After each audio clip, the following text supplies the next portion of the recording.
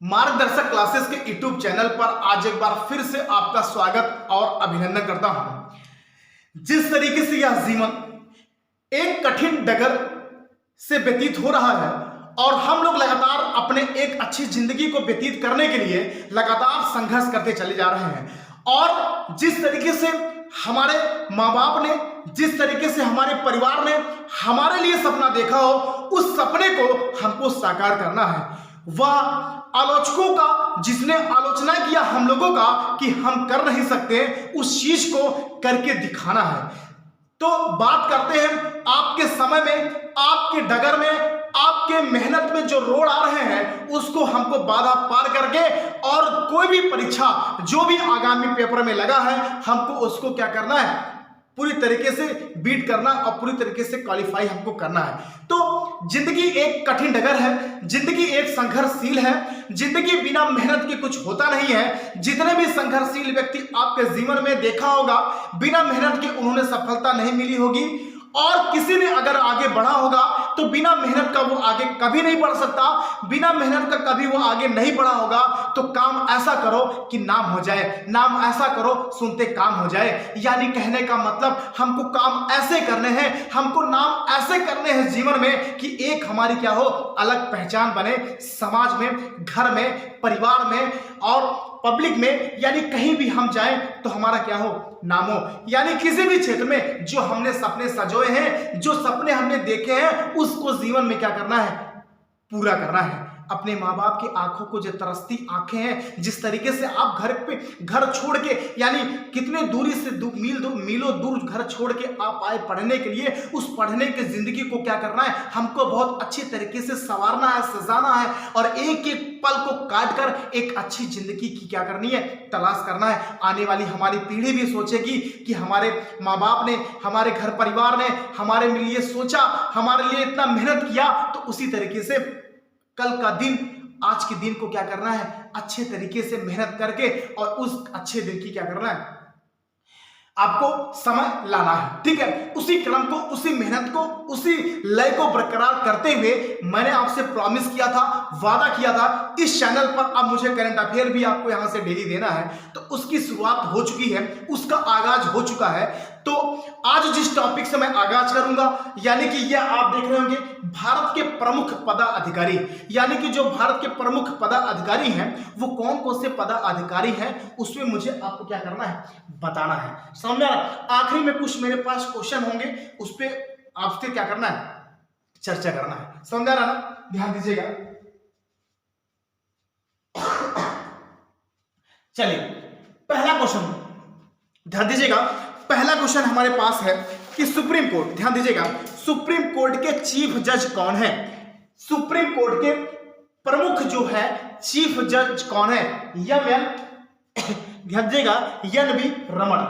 Note करिएगा, N B Raman. ये अच्छा क्वेश्चन है, कई बार एग्जाम में पूछा गया कि सुप्रीम कोर्ट के जो चीफ जज है वो नए जो बने गए, ये प्रमुख है, नए, मैं यहाँ पे नया बना हुआ जो इस समय विराजमान है सीट पर, एन बी रमन। ठीक है, अगला क्वेश्चन, प्रमुख वित्त आयोग। ये बढ़िया प्रश्न है, प्रमुख वित्त आयोग। तो यहां पर मैंने एक क्वेश्चन छूट गया। तो जो प्रमुख वित्त आयोग है वो 15वें है।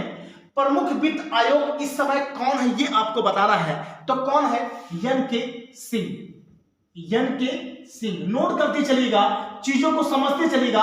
एक क्वेश्चन आपके प्रमुख पदाधिकारी जो है इस समय वर्तमान में, एक क्वेश्चन आपसे एग्जाम में जीडी हो, टेट हो, सुपर टेट हो, कितनों भी आगामी पेपर लगे उससे आपसे पूछा जाने वाला है। आगे चलते हैं। महान्यायवादी, यहां से प्रश्न कई बार पूछा गया है। मैंने आपसे बताया था महान्यायवादी कौन होते हैं। महान्यायवादी का मतलब होता है जो भारत सरकार का कानूनी व्यवस्था को देखता है, जो भारत सरकार की कानून व्यवस्था को देखता है, उसे क्या कहते हैं, महान्यायवादी कहते हैं। या भारत के जो संविधान है वह किस आर्टिकल में निहित है, या आपके 76 आर्टिकल, यानी 76वें आर्टिकल, यानी 76 अनुच्छेद में महान्यायवादी का उल्लेख किया गया है। तो इस समय महान्यायवादी आपके कौन है ये आपको बताना है। के ध्यान दीजिएगा, के वेणुगोपाल। के वेणुगोपाल, ये आपके क्या है, महान्यायवादी हैं। मैंने आपसे जिक्र किया था महान्यायवादी का मतलब होता है भारत सरकार का जो विधि कानून देखता है उसे महान्यायवादी कहते हैं, लेकिन अगर राज्य में जो कानून व्यवस्था को देखता है उसे क्या कहते हैं, उसे कहते हैं महाअधिवक्ता कहते हैं। ठीक है, दोनों बातें समझिएगा। आगे चलते हैं। ये देखिए अच्छा प्रश्न है, 17वीं लोकसभा का अध्यक्ष यानी 17वीं लोकसभा के अध्यक्ष कौन है? ओम बिरला है। कौन है? ओम बिरला। कई बार एग्जाम में पूछा गया है। तो इस समय आप जान रहे हो लोकसभा का यानी लोकसभा का अध्यक्ष कौन है? ओम बिरला है। लेकिन कभी कभी पूछ लेता है भैया किस क्रमांक के है, तो किस क्रमांक के? 17वीं लोकसभा का अध्यक्ष कौन है? ओम बिरला। आगे चलते हैं। अध्यक्ष इसरो का अध्यक्ष कौन है इस समय? जल्दी से बताना। अध्यक्ष इसरो का कौन है? के सीवान। बहुत बार क्वेश्चन पूछा गया है, ठीक है ये क्वेश्चन। तो इस समय इसरो के अध्यक्ष कौन है? के सीवान है। आगे चलते हैं। अध्यक्ष राष्ट्रीय महिला आयोग यानी जो राष्ट्रीय महिला आयोग का गठन किया गया है, तो इस समय उसकी अध्यक्ष कौन है? तो ध्यान दीजिएगा रेखा शर्मा। ये कई दिन से है, ध्यान दीजिएगा। ये भी क्वेश्चन 1-2 एग्जाम में पूछे गए, तो तैयार रहिएगा। महिला आयोग के अध्यक्ष कौन इस समय? रेखा शर्मा। आगे चलते हैं। मुख्य चुनाव आयुक्त इस समय जो मुख्य चुनाव आयुक्त है वो कौन है? सुशील चंद्रा। सुशील चंद्रा। ठीक है, आपके घर में आपके गांव में कोई सुशील नाम का एक व्यक्ति जरूर मिलेगा, तो ध्यान दे देना वो इस समय कौन है? मुख्य चुनाव आयुक्त है। ऐसे भी याद कर लेना आप। ठीक है, यानी कि आपके गांव में आपके समाज में कोई सुशील नाम का व्यक्ति वो क्या है इस समय? मुख्य चुनाव आयुक्त है। ऐसे करके याद कर लेना। आगे चलते हैं। आरबीआई का गवर्नर, ये देखिएगा अच्छा प्रश्न है। आरबीआई का गवर्नर यानी रिजर्व बैंक ऑफ इंडिया का जो इस समय गवर्नर है वह कौन है, यह आपको बताना है। आइए पहले ये जानते हैं कि आरबीआई गवर्नर का इस समय आरबीआई गवर्नर कौन है? शशिकांत दास। ध्यान दीजिएगा, शशिकांत दास जी। ठीक है, तो शशिकांत दास जी इस समय गवर्नर है आरबीआई के। आरबीआई बारे में आपसे मैंने बताया था, रिजर्व बैंक ऑफ इंडिया की स्थापना कब हुआ था? 1 अप्रैल 1935 भारत शासन अधिनियम के तहत 5 करोड़ रुपए की राशि के साथ आरबीआई बैंक की क्या हुआ था? स्थापना हुआ था। ठीक है, ये कई बार एग्जाम में पूछा गया है। आगे चलते हैं। विदेश सचिव इस समय कौन है? जल्दी से बताना। विदेश सचिव हर्षवर्धन श्रृंगला। हर्षवर्धन श्रृंगला। ठीक है, तो इस समय कौन है? विदेश सचिव हर्षवर्धन श्रृंगला। आगे चलते हैं। राष्ट्रीय सुरक्षा सलाहकार, ये देखिएगा कई बार क्वेश्चन पूछा गया, जो राष्ट्रीय सुरक्षा सलाहकार है वो कौन इस समय? अजीत डोभाल। अजीत डोभाल। अच्छा प्रश्न है ये। आगे चलते हैं। नियंत्रक एवं महालेखा परीक्षक, जैसे महान्यायवादी आपका विधि कानून देखता है वैसे जितने भी लेखा जोखा का काम भारत सरकार का होता है उसे क्या कहा जाता है? नियंत्रक एवं महालेखा परीक्षक कहा जाता है। ये बात समझ में आ रही है ना? ये ध्यान दीजिएगा। तो नियंत्रक महालेखा परीक्षक इस समय वर्तमान में कौन है ये हमको बताना है। जीसी मुर्मू। जीसी मुर्मू। ठीक है, ये ध्यान दीजिएगा। नियंत्रक महालेखा परीक्षक जीसी मुर्मू। अध्यक्ष अनुसूचित जनजाति के अध्यक्ष अनुसूचित जात आयोग के अध्यक्ष कौन है? यह बढ़िया प्रश्न है, ये ध्यान दीजिएगा। रामशंकर कठेरिया। रामशंकर कठेरिया। तो इस समय जो रामशंकर कठेरिया जी हैं वो कौन है? अध्यक्ष अनुसूचित जाति। एक पूछा जाता है जो इस समय अध्यक्ष जो अनुसूचित जाति के हैं, एक पूछा जाता है अनुसूचित जनजाति के अध्यक्ष कौन है। ठीक है, तो नीचे मैंने यहां पे लिखा है कि अध्यक्ष जो है अनुसूचित जनजाति के इस समय कौन है ये बताना है। नंद कुमार साई। नोट करिएगा फट से। नंद कुमार साई।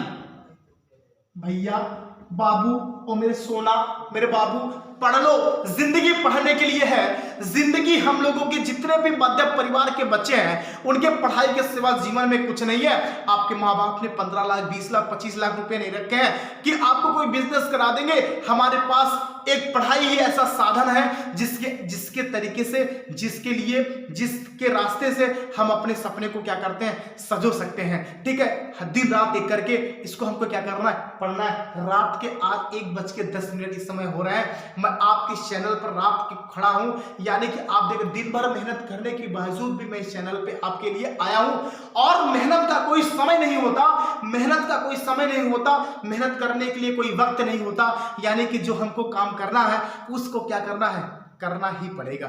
ठीक है, चलिए कोई बात नहीं, संघर्ष करना ही है। अगला क्वेश्चन, मुख्य सूचना आयुक्त इस समय मुख्य सूचना आयुक्त कौन है? शायद मैंने यहां पर देखेगा, थोड़ा सा कंफ्यूज मत होइएगा।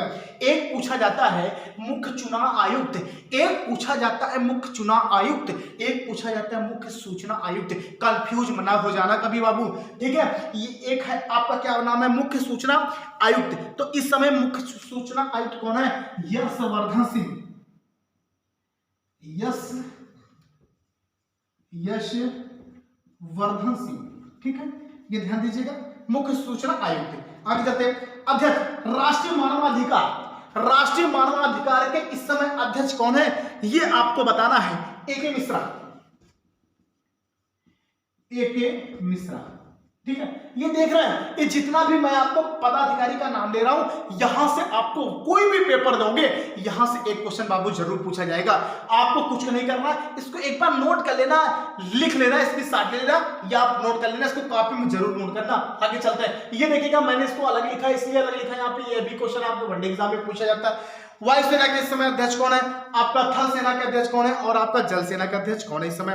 तो R.के.एस. भदौरिया, ये वायुसेना के अध्यक्ष है। R.के.एस. भदौरिया। ठीक है, ध्यान दे रहे ना, कोई बात नहीं, नहीं दिख रहा हो तो मैं बोल ही रहा हूं, हो सकता ना दिख रहा हो।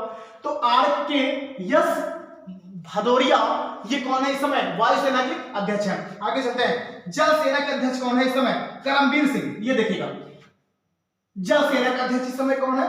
करमबीर सिंह। ये है जल सेना, करमबीर सिंह।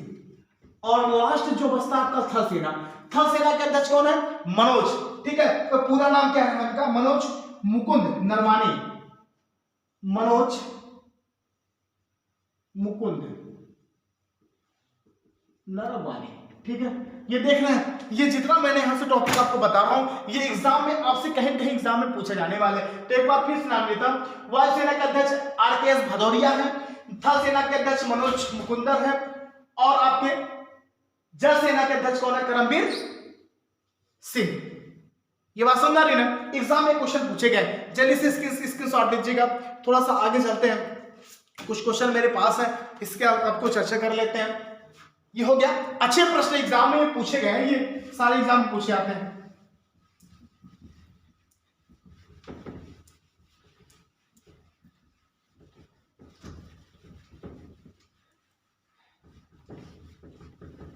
चलिए,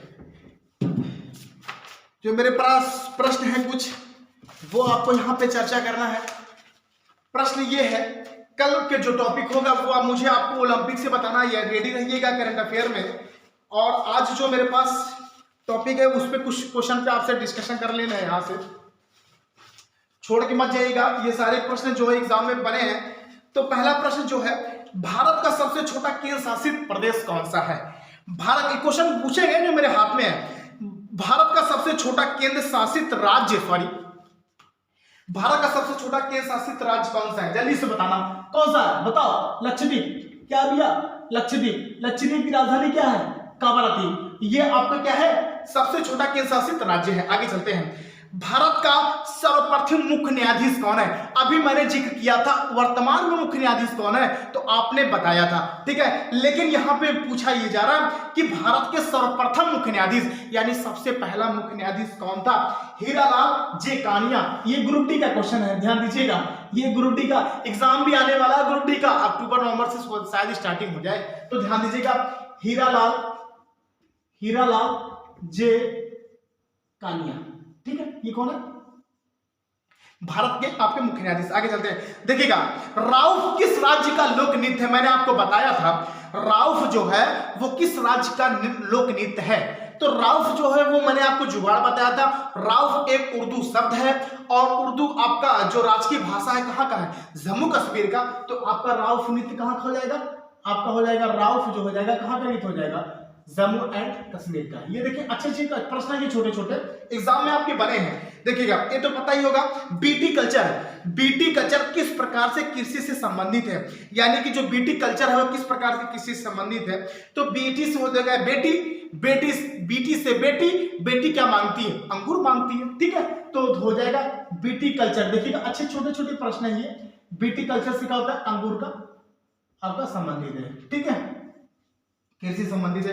अगला प्रश्न, उगते हुए सूर्य किसे कहा जाता है, ये तो बताना ही नहीं है। उगते सूर्य